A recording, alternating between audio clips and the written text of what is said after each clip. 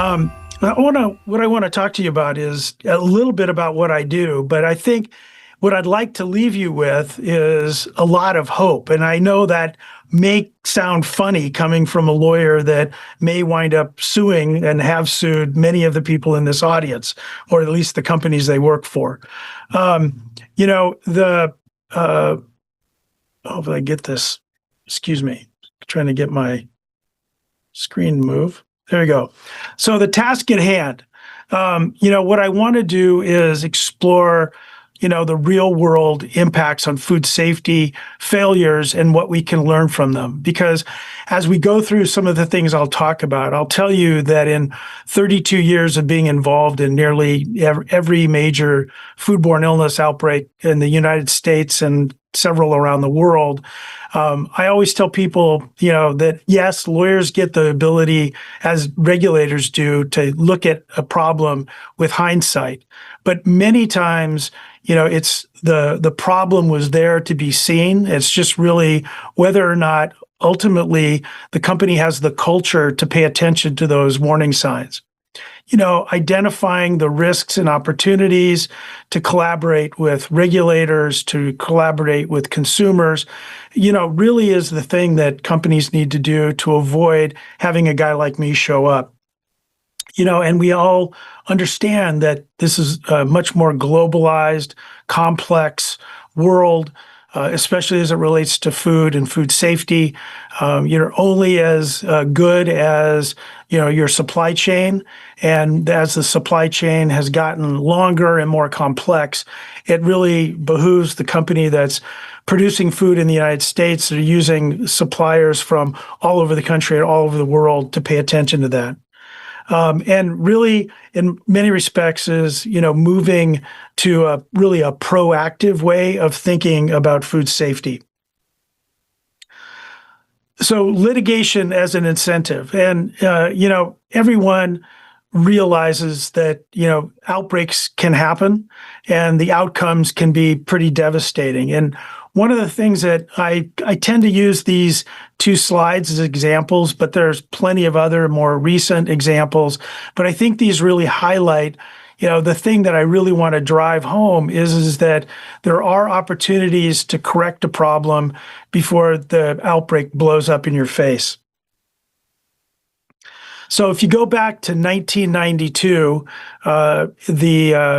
before the Jack in the Box case was even thought of, the health departments in the state of Washington were concerned about a growing threat of O157H7 in hamburger. There had been sporadic, small outbreaks, both in the state of Washington, but there had been others across the country that seemed to be this emerging pathogen linked to hamburger. And so the state of Washington increased its food code cook temp from 140 to 155, the only state in the country to do that. And that was in the spring of 1992. They disseminated all that information out to the restaurants in the state of Washington and to restaurant corporate headquarters in other states if they had franchises in the state of Washington. Again, it was the only state that increased that cook time. They sent out this, people as they were going out to do inspections. They were, showing the new regulations both for chicken and both for ground beef. And, that's the process that was going on. And, that was during the spring of 1992, before the Jack in the Box E. coli outbreak. In June of 1992, there was a shift leader at a Bellingham, Washington, which is up near the border of Canada and Washington, who sent this document called In the Suggestion Box from that Bellingham, Washington Jack in the Box to corporate headquarters. Just says, describe the benefit. I think regular patties should cook longer and they don't get done, and we have customer complaints. This is June of 1992. Describe the benefit. If we change this, we will be making our burgers done and edible. They wrote Wendy back, July 1992, 6 months before the outbreak. We'd like to acknowledge the time and effort you've taken to contribute to the success of Jack in the Box by enclosing this pen highlighter. Maybe they should have made her a vice president.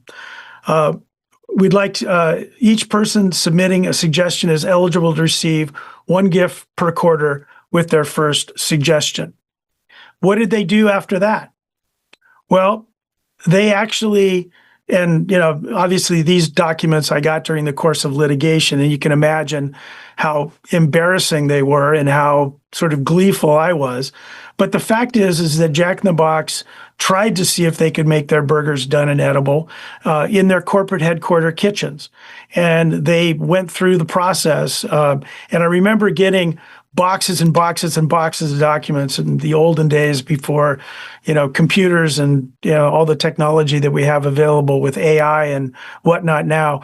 I would get boxes of these documents, and these documents had kind of a weird tic-tac-toe across these 8.5 by 11 pieces of paper. And then inside of them, they had circles. And inside the circles, there was 134, 142, 150. And I realized what these were grills with temperatures. And they tried in the corporate headquarters to see what they were going to do when they knew, because these documents had gotten to corporate headquarters, that Washington had this new cook temperature of 155. So they wrote her back. It says, we've researched your suggestion, determined with the variability of our grill temperatures, 350 to 400, the 2-minute cook time is appropriate. What they were focused on is, understandably, it was a fast food restaurant. They were focused on the 2-minute cook time because they were trying to get those burgers out the door. What they weren't focused on was that getting that internal cook temp to 155 per the Washington Code. And we could argue all day long that, the other states were 140. Why should they do 155? But the fact is, 155 would have solved this outbreak, at least as it related to the state of Washington. And had they sat around and thought, why are they doing this? Why 155? Maybe that's something we should do. Instead, they kept it at 2-minute cook time, and the hamburgers didn't get done. 700 people got sick. 4 children died. 75 had acute kidney failure of hemolytic uremic syndrome. And, the Marler Clark law firm was born. It was a devastating outbreak. It really changed the way people thought about hamburger. The federal government stepped in. Mike Taylor and the Clinton administration deemed 0157 an adulterant. And one of the things that happened over the course of years, and I tell this story quite candidly, from in the 1990s, 90% of my law firm revenue was E. coli cases linked to hamburger. And what happened was a very positive trend line, except everybody but maybe my accountant. But 0157H7 is a very rare bug to be found in outbreaks of E. coli related to hamburger. There have been a few blips on the screen over the course of the last 20 plus years, but for the most part, it's a real rarity to see an E. coli outbreak linked to hamburger. And, you can look at that and say, what an amazing thing that government, industry, consumers did across the board to take away a deadly pathogen from a, quintessential American meal. It really was, an amazing thing. And I think in many respects, you can't necessarily, translate 0157 as an adulterant and increasing cook times to all types of food products. But the idea behind it was pretty amazing. So, at the end of this, the Jack in the Box case was winding down in 95 and 96. I didn't know quite what I was going to do. And then the Odwalla case hit. If those you might remember Odwalla, it was a juice company sort of born in the back of a VW van at Grateful Dead concerts. And, but it was all about natural, unprocessed, unpasteurized juice. And that was their marketing stick. But they weren't paying attention to foodborne pathogens. And one of the things they tried to do in 1996, again, before the foodborne illness outbreak that actually almost took them to the knees and caused them to get a criminal sanction, months before that, they had tried to sell their juice to the U.S. Army. The Army came in and did an inspection of their manufacturing facility, and they wrote this note, August 1996. We reviewed the deficiencies noted in the report, which our inspector discussed with you at the time of the inspection. As a result, we determined that your plant sanitation program does not adequately assure product wholesomeness for military consumers. This lack of assurance prevents approval of your establishment as a source of supply for the armed forces at this time. You would think if you couldn't sell your juice to the U.S. Army, you might consider whether you should sell it to pregnant women and little kids. I always ask, and I can't see the audience here, but I'll ask for a show of hands. How many people think that Odwalla turned this document over to me during discovery? And I'm pretty confident no hands went up. I came in on a Saturday to work in the middle of this litigation, and there was a message beeping on my message phone, and it just said, "Make sure you get the U.S. Army documents regarding Odwalla." Click.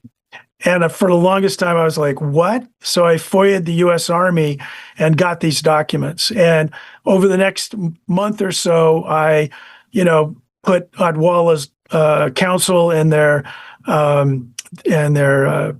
people at Odwalla on notice that these documents existed. And ultimately, the court, knowing that they hadn't turned these documents over to me, ordered their hard drive seized, and we were able to get access to all of their documents, all of their emails. Most of them, were mostly about who's dating who and blah, blah, blah. But one of them really is chilling to me that we got. And it was, again, before the outbreak happened in November of 1996. And it's between two employees in quality assurance. It's not the vendor's criteria I'm concerned about. It's Odwalla's. Why are we doing it? Why now? What do you want to prove? If the data is bad, what do we do about it? Once you create a body of data, it's subpoenable. You should look at this as though the Fresno Bee has looked into the results and asked a lot of questions. What were they talking about? They were talking about doing end product testing. And the decision was made, they didn't want to create a body of data, so we're not going to do end product testing. And, it killed a little boy in Colorado, sickened, over 100, about a dozen kids with acute kidney failure. They also suffered a $1.5 million fine, which some of the fines that have occurred in the last several years, and I'll talk about that a little bit more, 1.5 seems quaint considering what they did. It is a global food economy, and it impacts, all of us, from consumers to businesses. The longer, the more complex the chain is, the more difficult it is to keep control of it, the more likelihood that there's going to be problems. It's not to say that imported foods are, more dangerous, than homegrown foods, and they certainly aren't necessarily that way. But any time you make something more complex, it just requires a lot more, paying attention to the details. Those of all, you probably remember the Peanut Corporation of America outbreak in 2008, 2009. Ultimately, there are 714 culture-confirmed cases. We all know that for every one case counted, the CDC says there's about 40 other cases of salmonella that are not counted. They were in 46 states, one ill person in Canada. The ages were less than 1 to 98. Many were hospitalized, and there were 9 deaths. There were congressional hearings. I was there. This was a Republican Congress member from Oregon who held this thing up and said to Stuart Parnell, who was sitting there taking the Fifth Amendment, "Will you eat from this jar, Mr. Parnell?" And he took the fifth. They had all kinds of emails, turn them loose, he had told his plant manager in an internal email. Parnell ordered products identified with salmonella to be shipped anyway because they were costing him huge dollars. I know that many of you probably do know the story, but essentially what they would do is do multiple samples from one lot and send it to multiple labs. When the lab, some of them came back positive and some came back negative, they'd use the negative one for their certificate of analysis and ship the product. Then it got so bad that all of them were coming back positive, and they were just white out the positive and turn it into a negative and ship it anyway. So did they know specifically that all the products they were shipping out were contaminated with salmonella? Maybe not, but certainly a lot of them. Parnell complained to a worker after they notified him that salmonella had been found in more products. I go through this about once a week. He wrote in a June 2008 email, "I will hold my breath again." So there was a 76-count federal indictment. Stuart Parnell, Michael Parnell, Sam Lightsey, Mary Wilkerson, Dan Kilgore. Plant operator, former QA manager, plant manager, all charged with crimes. Stuart Parnell, Michael Parnell, and Mary Wilkerson went to trial. Sam Lightsey and Dan Kilgore pled guilty and testified against them. The allegations were mail fraud, wire fraud, and what's important is introduction of adulterated and misbranded food into interstate commerce with intent to defraud or mislead.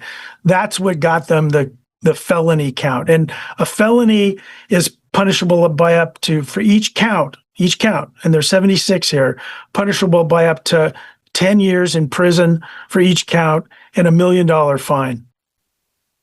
As many of you know, they went to trial, and Stuart Parnell and Michael Parnell, despite multiple appeals, are still in jail and likely will be for the foreseeable future.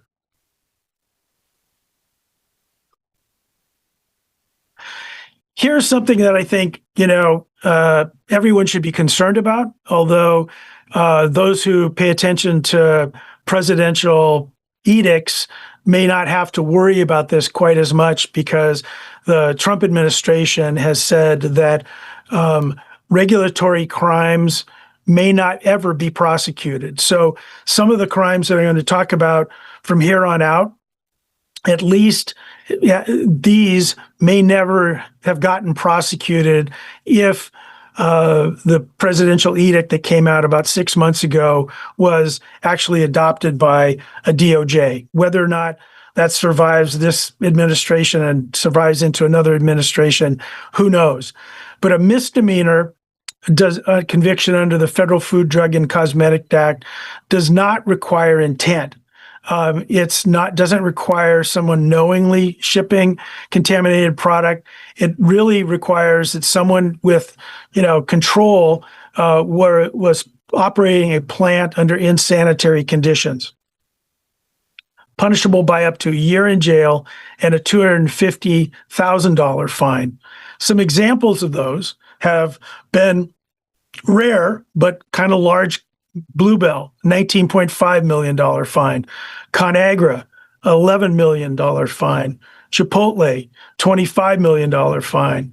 Wright County Egg, they got $7 million fine, and the father and son, DeCosters, spent 3 months in jail each. Odwalla, I mentioned earlier, a $1.5 million fine. Jensen Farms, pled guilty to 5 counts. That was the cantaloupe outbreak. 148 sick with 33 deaths. They were sentenced to house arrest. They had gone bankrupt, so really had no money to pay for anything. This is probably taking off a bit, probably what you guys have been talking about all day. I kind of look at it from the perspective of how to avoid having, an outbreak happen, having a litigation ensue, uncovering documents that may well be, embarrassing or criminal in nature.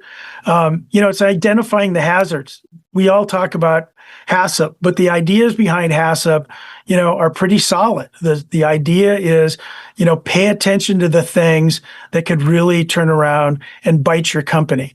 Pay attention to warning signs like, hey, there's a 155-degree internal temperature, rule in the state of Washington. Why is that happening?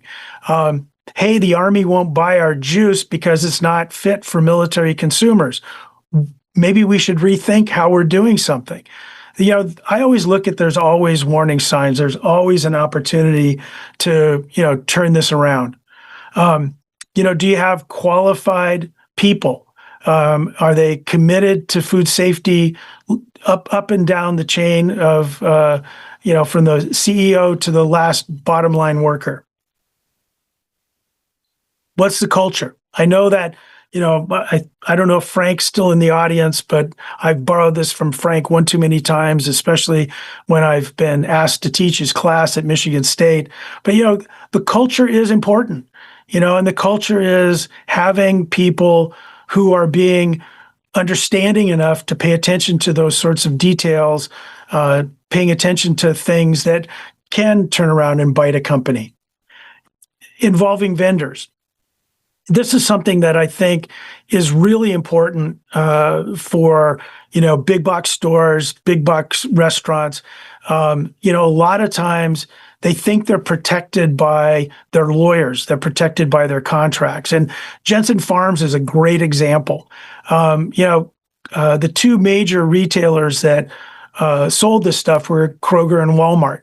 They felt pretty confident that their contracts with their supply chain put all the responsibility on the supply chain. And those contracts would have worked, but for the fact that there were 148 people sickened, 33 people died. Jensen Farms had minimal insurance. The supply chain had minimal insurance. They all went bankrupt. And so at the end of the day, we wound up showing up at Kroger and Walmart's doorsteps saying, hey, you need to take care of the rest of these victims.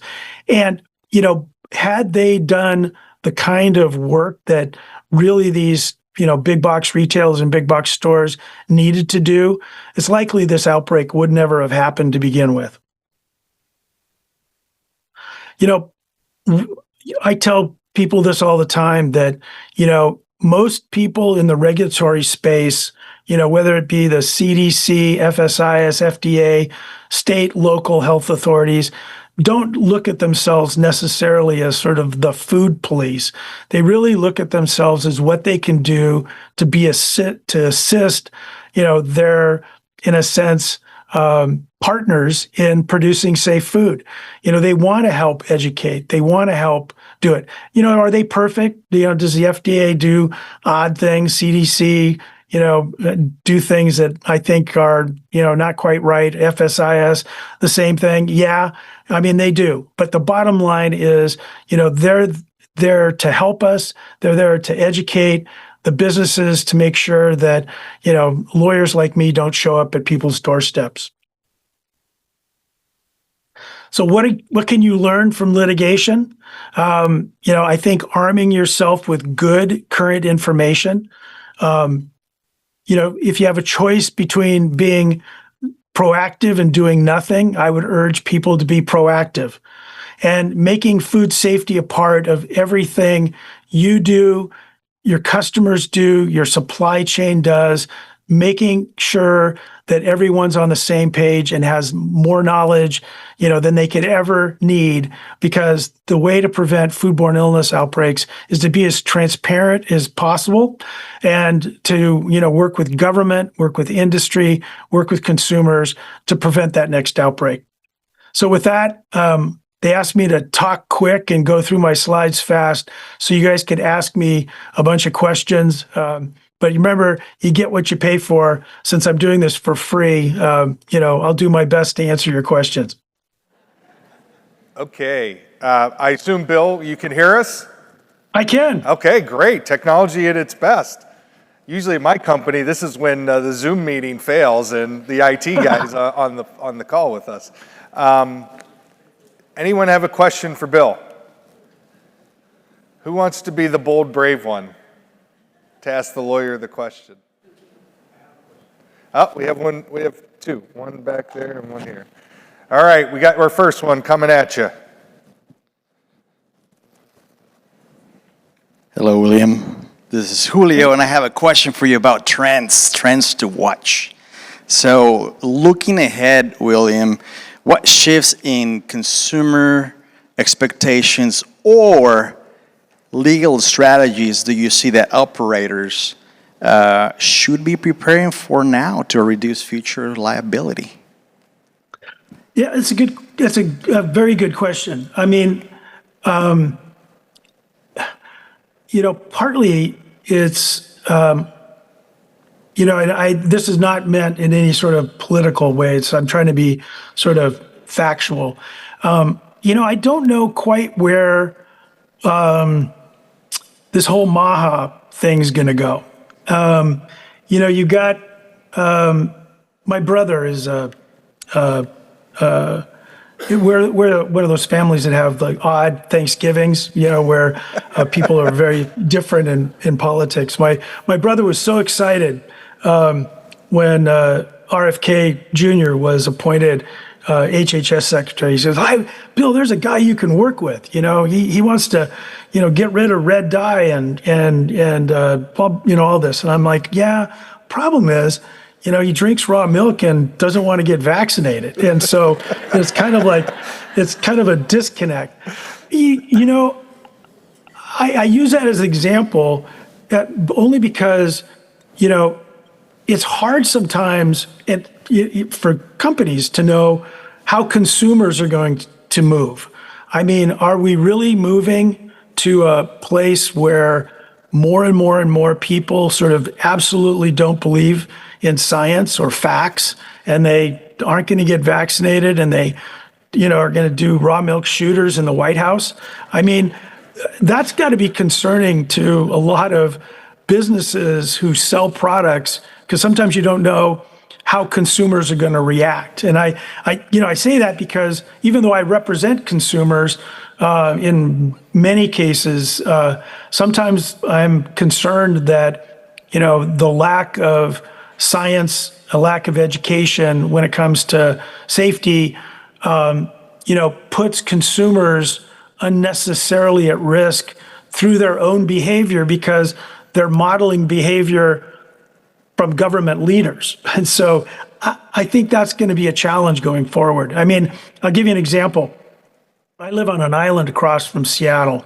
It's, 30 years ago when I moved here, it was very blue collar, mostly fishermen and lawyers on the weekends.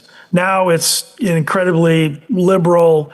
I think one of the precincts on our island voted for Dennis Kucinich for president, if you know who Dennis Kucinich is. And a buddy of mine has a feed store. I've known the guy for 30 years. And he's developed a kind of a little grocery store where you can get local produce and meats and cheeses and things like that. It's really kind of a neat little deal.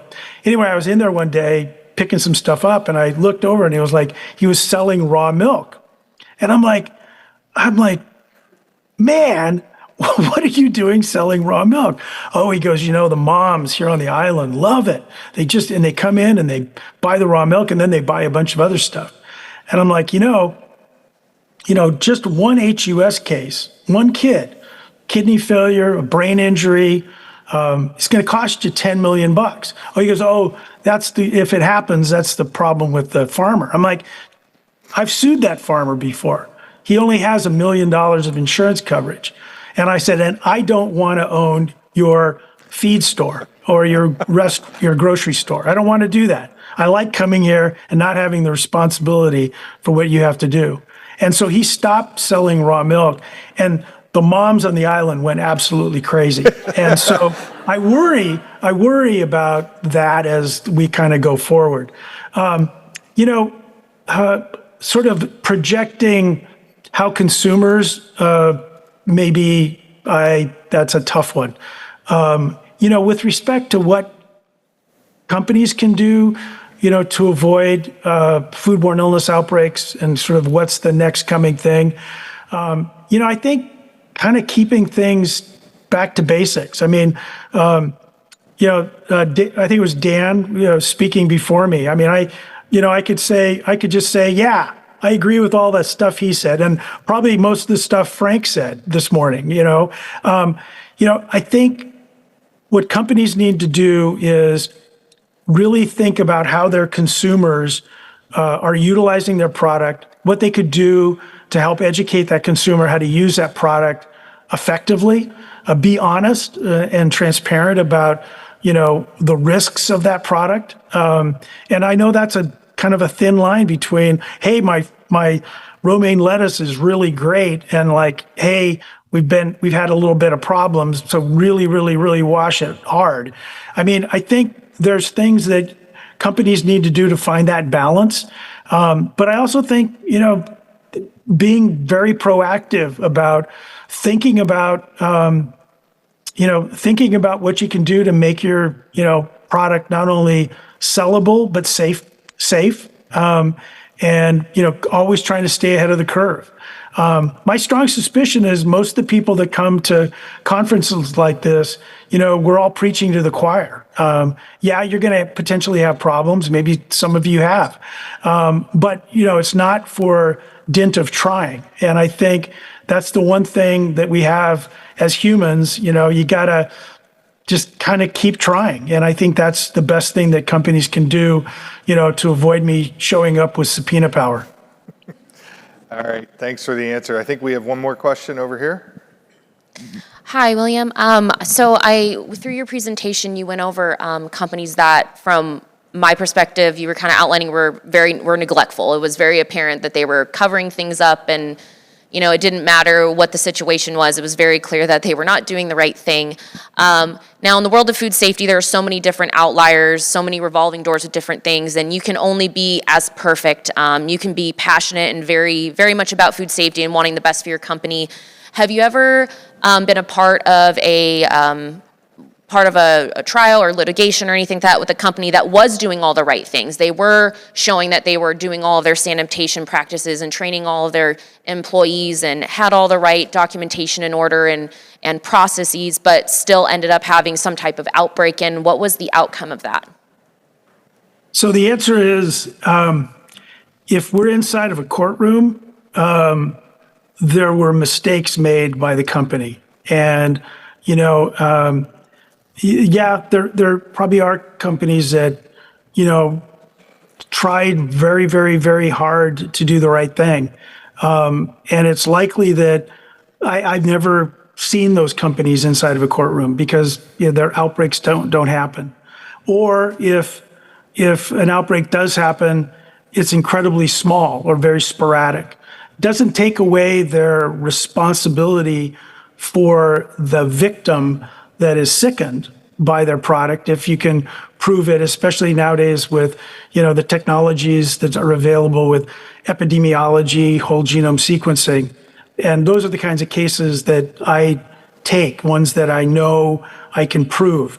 But I think that just because a company has tried really hard and has done all the right things and gone to all the right conferences, doesn't mean that a mistake can't be made and that it can have a devastating impact on victims. And sort of like I look at the hamburger outbreaks. Like I said, from '93 to about 2002, 99% of my law firm revenue was E. coli cases linked to hamburger, and that's pretty much zero now. Have I had a few? Yeah. Have they been situations where there have been mistakes? Yeah, there have been, where either the manufacturer had a glitch in their system of test and hold and the product went out into the market. Or one of the things we're seeing now is because, we don't see that many foodborne illness outbreaks linked to hamburger anymore. Restaurants are starting to undercook their hamburgers. And so I'm representing a handful of people from an outbreak up in Montana over last summer where 20 people got sick, 2 people unfortunately died, 4 people, mostly children, developed acute kidney failure. Those restaurants probably were doing, all the right things for everything, except, they weren't paying attention to why cooking to 155 was the right thing to do. So, yeah, sometimes, good companies that maybe have gotten the Black Pearl Award at IAFP or, have gone to every conference. There are companies like that have poisoned people, sickened people, certainly not necessarily, on purpose, but they wind up needing to take care of those victims in one form or another. So, for the most part, the companies that are doing the right things, I never bump into. In the rare situation where a good company has done something, something slid through, they're going to have to pay for that. Well, thank you very much, Bill, for your time. Didn't know you were gratis. That's good to know. I'll have to call you up to talk to my team. Anyhow. No, do that. Hey, anytime. I sort of feel like it's, the thing that I can do to be, sort of give back. I know that the companies that come to these kinds of events are really trying to do the right thing. And, I was at IAFP and the keynote speaker, I got there late, but there's a great video out there of the keynote speaker at IAFP at the beginning saying that, hey, is Bill Marler in the audience? And I wasn't there. And he goes, what we all should be doing is figuring out ways to make him retire. So, anything, as you can tell from this white head of hair, anything I can do to help move in that direction, just please let me know. All right. Well, thank you very much. Let's give a round of applause to Bill. Thank you very much, you guys. Enjoy the rest of your conference.